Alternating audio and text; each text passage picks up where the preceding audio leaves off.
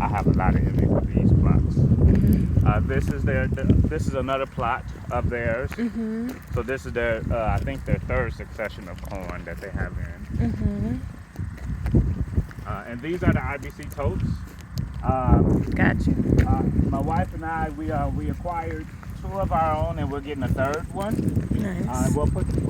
We want to put the 3rd one inside the plot, but he has to bring a big truck, and you can't go out that way. So if he bring the truck in, he would have to back it out, and I don't know how comfortable he is in doing that. So I'll probably have to put the 3rd right in front. But what we do is, this is how we water. We put a bucket under, a 5-gallon bucket, then we carry it the rest of the way, which is a lot better than getting it from the cistern. Yeah. And I'm thinking about investing in putting a little pump inside of these and pumping it.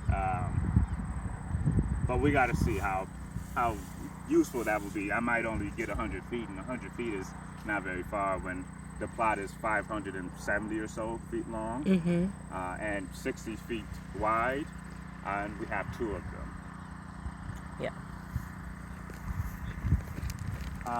So another thing I want to say is it doesn't have to be super expensive when you start.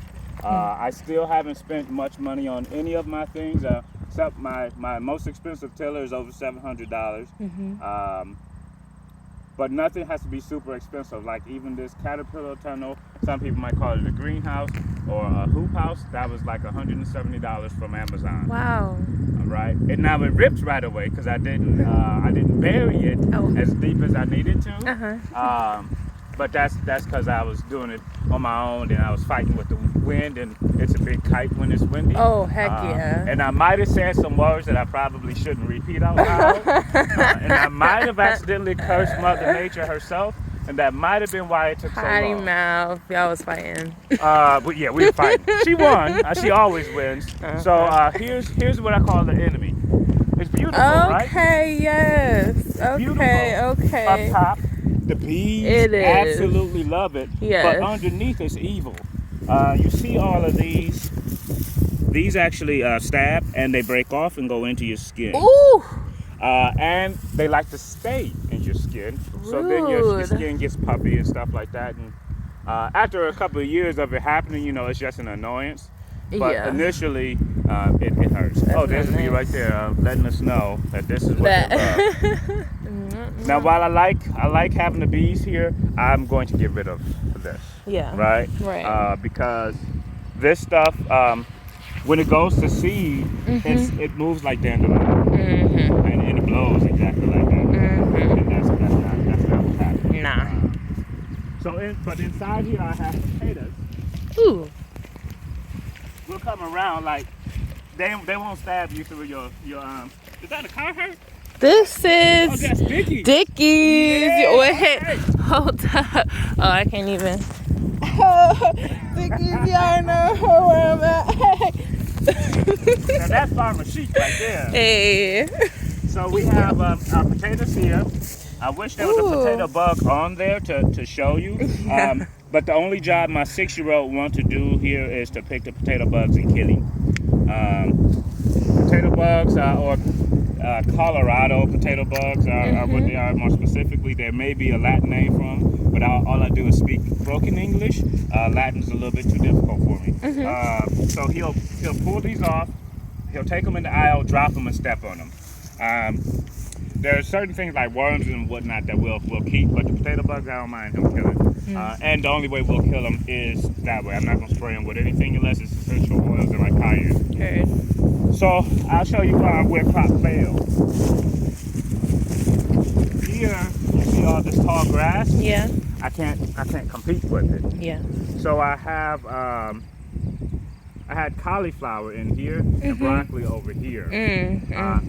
And just shade it out. Yeah, exactly. People don't seem to think grass can be competitive, because like in a lawn, sometimes it's hard to keep it alive. No. Different type of grass. Grass can compete. And on the other side, I have more thistle. And I had onions in here. I had my wife start to weed this, and on Tuesday I had the students help me weed. And you can't see it, but here's the thistle that went to seed. Oh. Now we harvested all the garlic from this area. So Okay. You don't have to worry about stepping on anything. But this is what it is. Yeah. So if you see something like that, don't blow on it like you would a dandelion. This will not make wishes come true like you might say with the dandelion. This causes nightmares.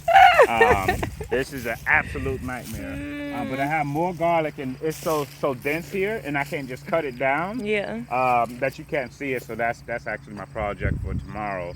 Is to get the thistle out, and I'll take all of the garlic out and till this area. Gotcha. And then I'll be putting landscape fabric down because I tried something new. I had all this in dense straw, and the thistle grew right through it. Right through it. Yeah.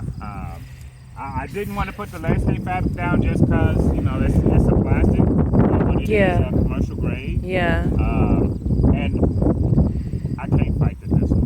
Certain places in the plot, it's not as bad. This is a bad place. Yeah. Okay. We can go on. And there's my rain barrel that's upside down right now, and that's rain being barrel. useful. I'm going to actually put that on a couple of pallets, and that's going to be what I use to water the greenhouse, or the hoop house, or the caterpillar tunnel. As far as on this plot, all of those are the correct term.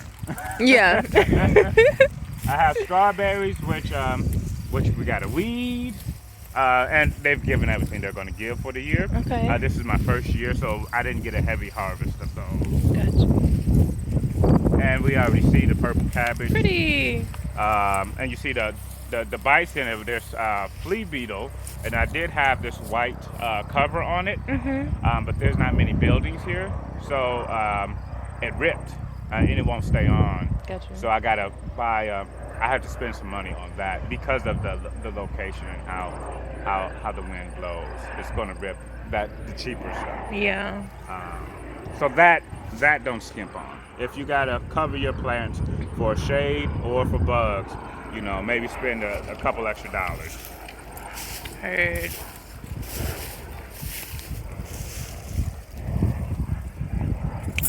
Look at them forming.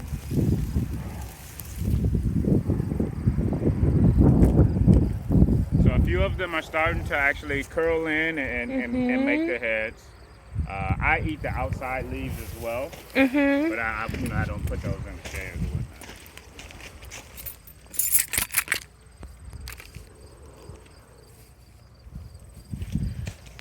whatnot. Wow. This one could be in a bouquet for sure. Yeah, like this one's a little bit tighter down here. There. So probably 2-3 weeks. If I can get these watered really well, it'll go faster. Everything's a little bit slower, and I had to restart most things because we had major crop failure. We couldn't water things the way we needed to. So we started Because of the drought? Yeah. And using the 5-gallon buckets, and that was before these totes were out here. So we would drive out there. Yeah. We'd have 5 or 6 buckets. We'd fill them up. We'd put the lids on them. Half the water would spill inside the van, and then we would water. We could spend 8 hours out here and not water everything that way. And now, the time is probably cutting at least half, but I need to cut that time way down still. So I do need to invest. But again, we have 2 acres. If you're smaller, you don't even have to worry about that. Okay. And I want to put all 2 acres in I want to make all 2 acres productive in fall, and then next year to start with. And I'll have more IBC toast. I'll probably have like 6 or 8 just for this plot. Each of these will hold 250 gallons, which you think will hold a lot, but you can use 5 gallons on one 50-foot row. So it's actually not that much when you think about it. That's a lot of water. We can keep on going. Did you have any questions to start with as well? Keep talking. Okay.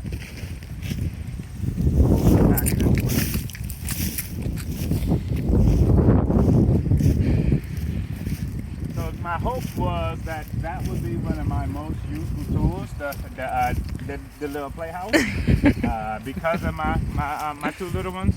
But now it's a place that one of the places on the plot that we have shade.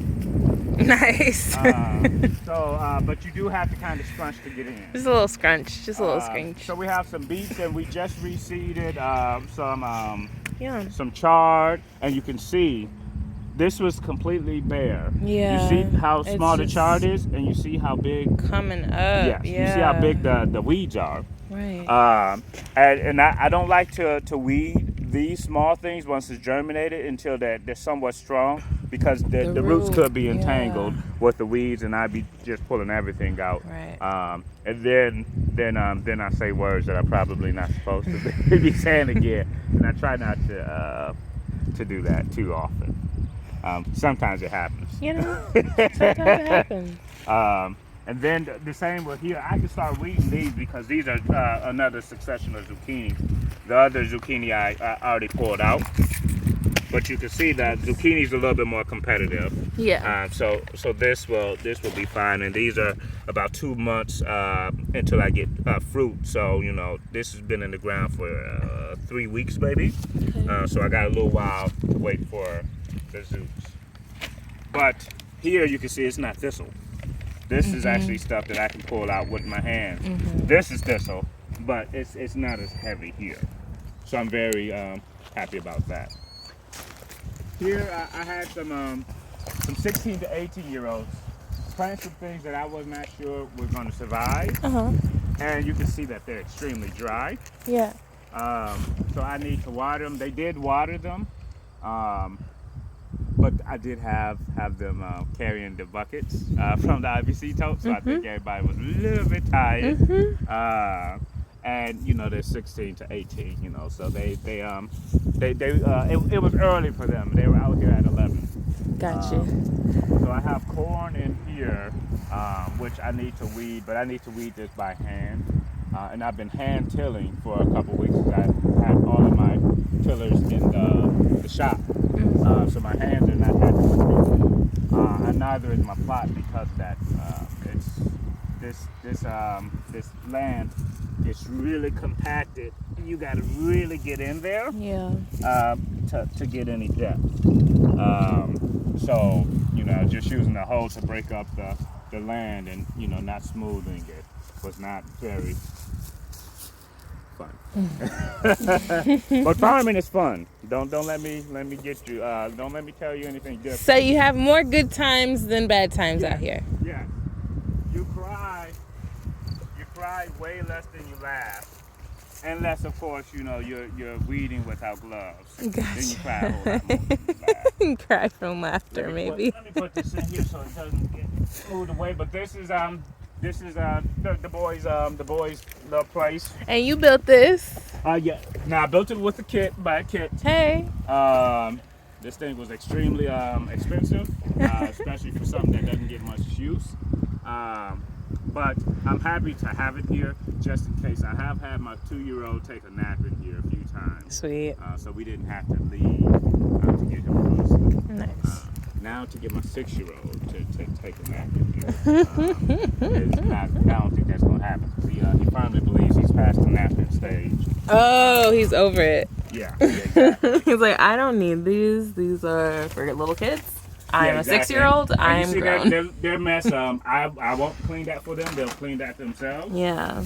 That's their house. And they got the little tiny wheelbarrow to help Daddy when he's moving rocks. And Yeah, it's a grill. I'm dead. The grill. Yeah, exactly. It's adorable, especially my 2-year-old. He'll put like 2 racks in there, and he can't get the wheelbarrow up, so he'll move it like 2 feet. And Daddy, help me!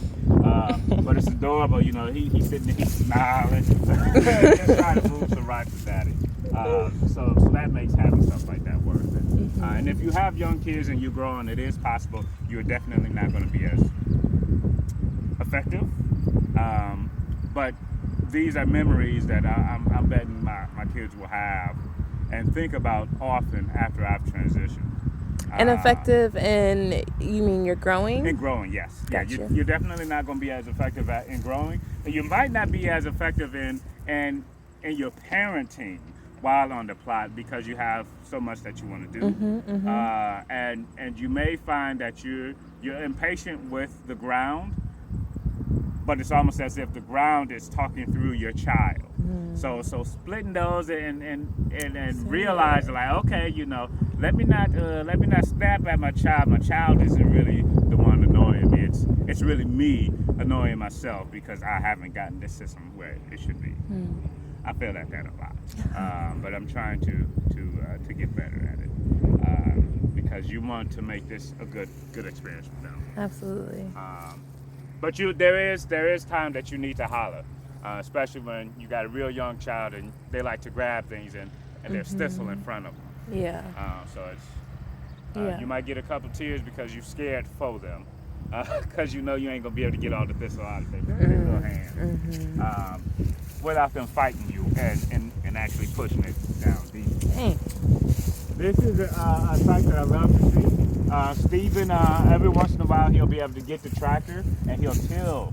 So here. And I'm sorry, Stephen is your Stephen director? Is the farm director. Yeah. Got you. So in that barn, I should have showed you. In that barn, he has down. tools and tractors. And he is actually going to teach me how to use the tractor this fall so that I can do this myself. Yeah. And I'm going to eventually buy my own farm. We thought that was going to be part of our journey this year. The getting the tractor or buying your own buying farm? a farm. Gotcha. Yeah. So we ended up buying a house not too far from here. But we couldn't find a farm that was affordable and within like an hour and 20 minutes from here. Yeah. I don't want to seem picky, but if you're going east, west, or north by an hour or more, there's not many of me around there. And in those places, people seem to be more comfortable letting you know how they feel. Yeah. So that's not a situation I'm gonna put myself in, and even more so, I wouldn't put my children in school in those areas. That's a really big consideration for us. So farming in the city is usually the way to go to start with, at least. Urban farming is getting bigger. It's important, and people should definitely do it. For sure. And when you want to buy, if you're a person of color, please, before you buy, drive around that neighborhood, spend some time there, see how welcome you feel. Feel the energy. It will tell you, even if you ain't a person that really keys into energies, it won't lie. You can tell if you're welcome. And you don't even need to see another human. You can feel like, is this a welcoming energy? Okay. So we'll be buying a farm later on when there's one much closer. And again, I want my kids to see people that look like them, have teachers that look like them, and to be in classes with other children that are differently able. I want them to see everyone, and I want to see themselves reflected. Yes. That's important, and again, that's another reason why I'm farming. Because growing up, I didn't have anybody that looked like me that I could reach out and touch that farm, at least nowhere close to me. Right. So we trying to break all kinds of barriers. And it's not too much to ask. No, it really is not. It really is not. It ain't. It's not. We can keep going here. On Tuesday, part of at the end of the session with the 16 to 18-year-olds, I could tell they were a little bit too warm. Some of them wasn't used to being in the sun so much. Totally. But I knew they had energy, so what I had them do is I had them race from one end of the plot all the way to the other end. Partially for my entertainment, and the other part was I knew they were going to be getting in the car, and they were going to be in the car for a few minutes, at least 20 minutes to get back in the city. They did a good job of making me feel old, so I wanted to make them feel real young. And make them sweat a little bit more. But not make them feel like I was forcing them to continue pulling garlic. Oh, right. Learning to play. Because, like, if you don't love this naturally, this can be a total drag. But we still want you to enjoy it. Exactly. To enjoy outside. So here is, I saw a cat that said something really cool. I'm going to end up killing all of these, the fruit. Because I didn't want them to start fruiting this early because they're too small. These tomatoes, they're way too tiny. small. So I'm going to end up killing all these fruit, and I'm going to end up taking off suckers and whatnot. And these, this land, this is the first time we had this land over here, and this is really poor soil over here. Okay. That's what I'm finding. Okay. So I did not do the compost tea routine like I typically would because I was so busy. So this, I'm not going to get much out of these, I'm sure. Okay. But I'm going to end up killing all the fruit, and I'm going to run the like Florida weave. So, like, I can take it off and eat it? Yeah, you can, yeah. I'm going to end up doing the Florida weave, and I'm going to heavily mulch these, and I'm going to do a lot of compost tea. I keep hearing about this banana peel in water as a fertilizer. So apparently you take a bucket of water, you put a couple banana peels in there for a couple of days, and then drop that on the root system, and that will encourage root growth and leaf growth. And This is good. Here. Root growth and leaf growth? Yeah, root and leaf growth for these tomatoes. Is that specifically for tomatoes, or can this banana thing be? Yeah, you could do it. It's a fertilizer pretty much for anything. Cool. But you don't want the things that are not heavy feeders. You don't need to fertilize things that are not heavy feeders, like radish and stuff like that. Stuff that will grow almost in whatever dirt. Yeah, I don't care. Not necessarily soil. It'll grow in. Right. But tomatoes are heavy feeders. And this is poor soil. I'm thinking of this as more like a loss than anything. Okay. But at this point, I'm gonna get to play with it. I'm gonna do some rigged scientific experiments on this. Okay. Of course, staying true to my all natural way of growing. I'm not gonna be using chemicals and stuff like that. Wow. So going on further, you can see pops of color over here. My wife likes flowers. Yes. I don't. I don't like growing them when they're young because I can't tell, how they're going to be beneficial. But once you get color and whatnot, once they pop off, those yes. are pretty. But keeping them alive before then, I don't know about that. And here, this is when my before the tomatoes, that's when my all of my tillers went down. So all of this I had to hand peel. Dang. So I'm considering almost all of this. I have beans, I have squash, I had pumpkin and all that. You said over here or over here? All of this. All of this. So I hand till all of that. Y'all, and I couldn't keep up with it because, my hands. Yeah, you are one person. I'm considering probably most of this is lost. Now the beans in there, once I move the thistle and whatnot, they're probably about this big. But the pumpkins I can't even see, and the pumpkins should be sprawling at this point. Right. I have some other squash family members. And I have some other flowers that I didn't think were going to survive anyway, but my wife really wanted them. I'm not that sad about those. Yeah, okay. Well, now I sound like I'm a flower hater. Maybe I you do sound like like a hater a little bit. A little bit. Maybe I shouldn't say that. But I'm considering most of this a loss, which is a lot of money lost and seed lost. And we already lost a lot of that at the beginning of the season. Yeah. But this 2021, I'm considering this as Mother Nature letting me know that I'm not her favorite son. But I am not her worst son. But Mother Nature definitely letting me know, like, hey, you know what? I need you to do more. The ranking order has been established. You did X, Y, and Z, and she ain't telling me what X, Y, and Z is. Man. But you did these things, so I'm not gonna make it extremely easy for you this year. Heard. So her and I will have a conversation I'll apologize and let her know I'm gonna do better. And 2022, I'm hoping that Mother Nature and I, we walking on the same path, Yes. or at least parallel instead of perpendicular, because I can't run into her again, because she she don't be moving. She'll wrap your shit up real quick. Man. Just wrap it up. Like, nope. But what she did is she made it so my airbags didn't completely inflate. So, that hurt. Oh. it hurt. But it's not fatal. But definitely she has taught me many lessons this season. A big one is you're going to have loss. And I know a big part of my plan is to include meat eventually when we buy our own farm. And I have a feeling that she's teaching me now, like, hey, I think before this, if I had a crop failure, it really bogged me down. Yeah. And I can assume that will be the same thing for something that lives and breathes. Yeah. So I think she's teaching me now, like, hey, you're gonna have some loss. You can mourn that, you can celebrate it, but you gotta move on. You can't let it.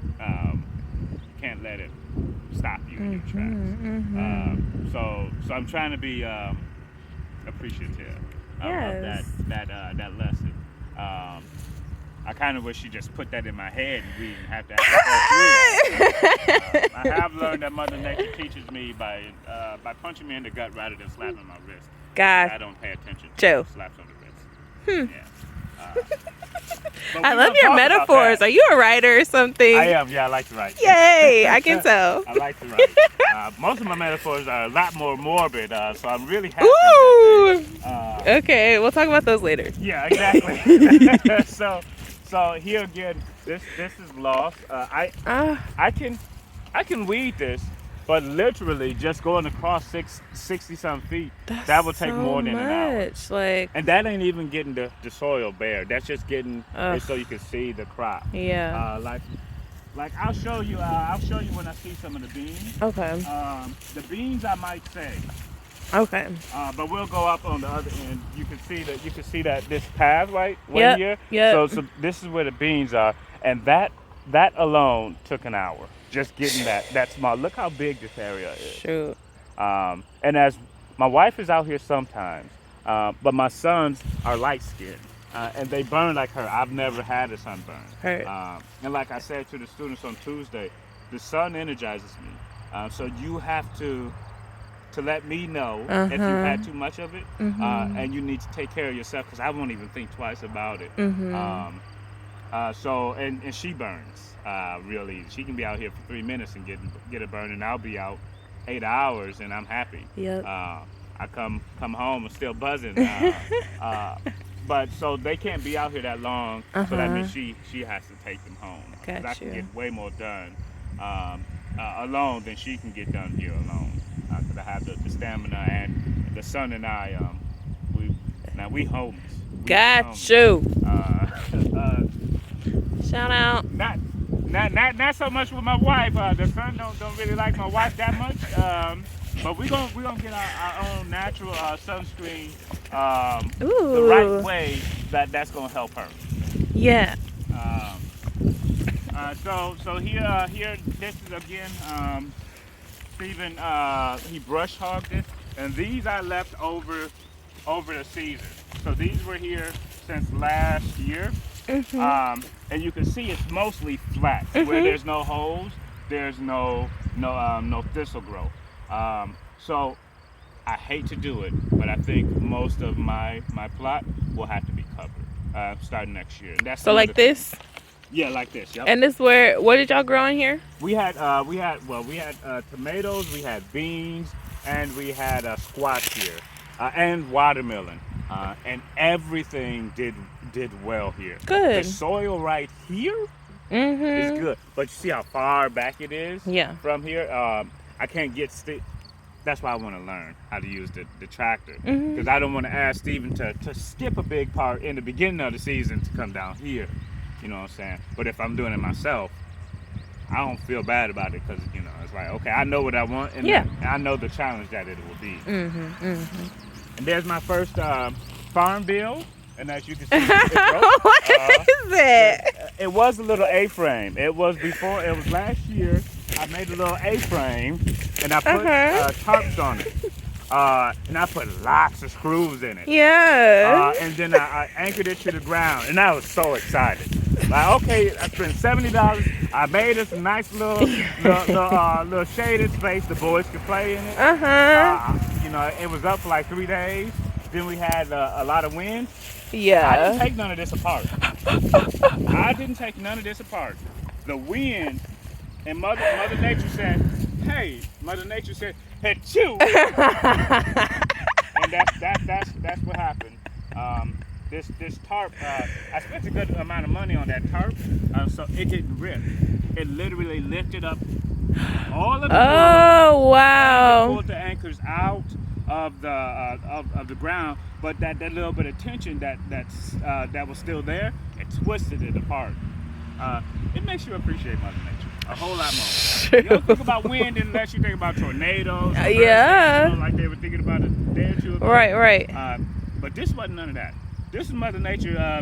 A thistle went up her nose and she sneezed. Ooh. And there you go. And it said. And you see how deep I put them all the way in, and you can see it pull some of them out. So that was my first build. I was really excited about it, and then I came back, it was over there. So I had to drag it over, just humbly, just like, okay. They said, take your tent. You know, like, it was like, F your A-frame. Just get this shit out of here. You know, like, I was like, okay, all right, okay. Oh, I see the hollycocks. Is that what these are? The hollycocks? I think these are gladioles, but I don't know. I'll just put them in the ground. And again, another way that I'm going to stop this thistle from getting so bad is I'm going to actually burn these.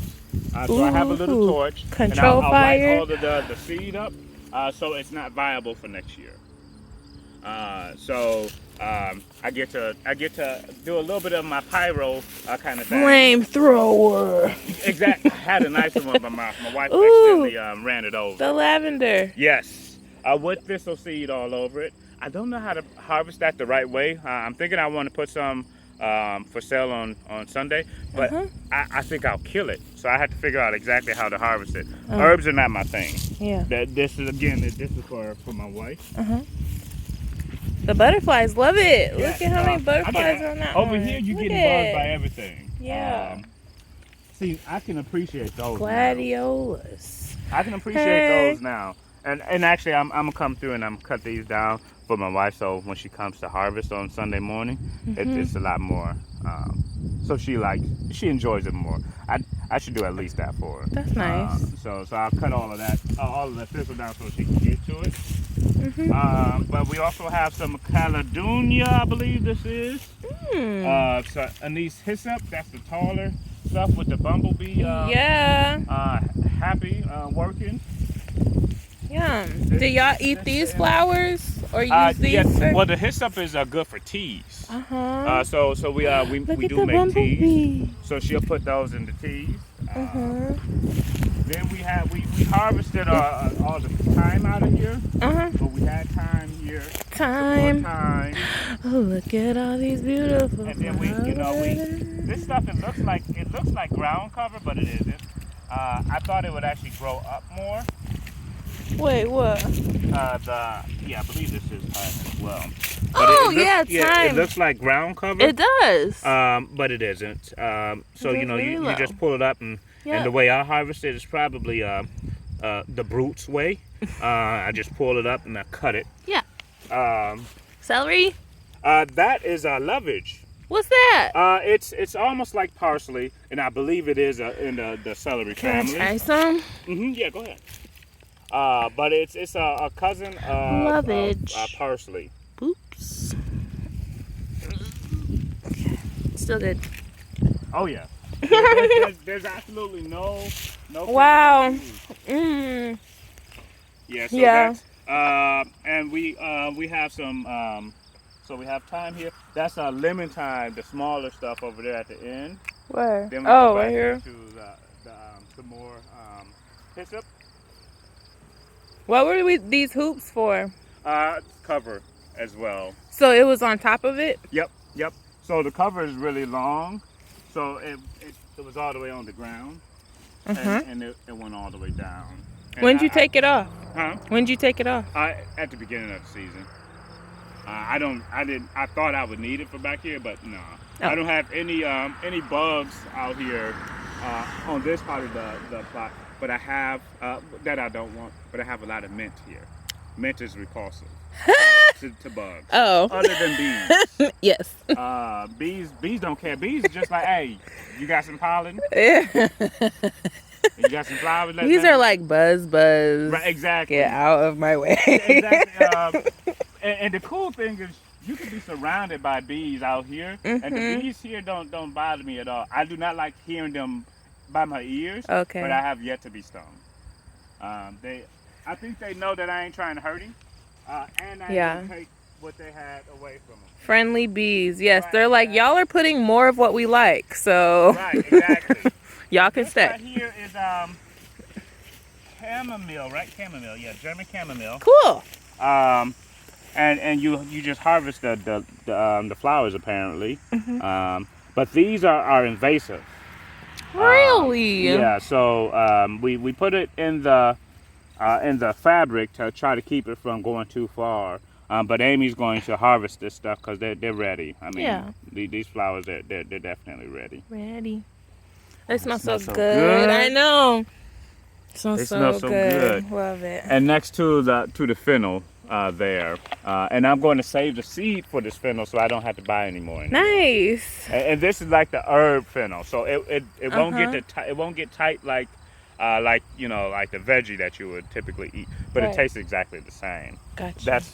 Yep. This here. This can get really tall too, huh? Yeah. That's here. That's and for the people that's what black licorice tastes like. That's what fennel tastes. I think it's gonna focus. And we got mint. That's definitely spread. Yeah. Oh, you got some. You got some of the thistle. Oh! You got some of the thistle. Oh my gosh. Now I know the thistle seed is edible, but I don't like that fuzzy in my mouth. Yeah, I don't typically put that in my mouth either. So we have a bunch of different kinds of mint, but you see it spreads. Yep. And I harvest this almost every week, and it's still, I still got a lot of it. Yep. And when I harvest it, I harvest it way down here. Mm-hmm. So it's ready to grow. Pop And it up. I've neglected this area. I do not water this area very much. Okay. This is rainwater almost exclusively. And it's still doing well. It's still doing well. But I shouldn't do that. But if you look, you can show the camera, it's hard to see the IBC totes. Oh, heck yeah. We'd have to carry the water from there. Mhm. I can put it in the car, but again, I'm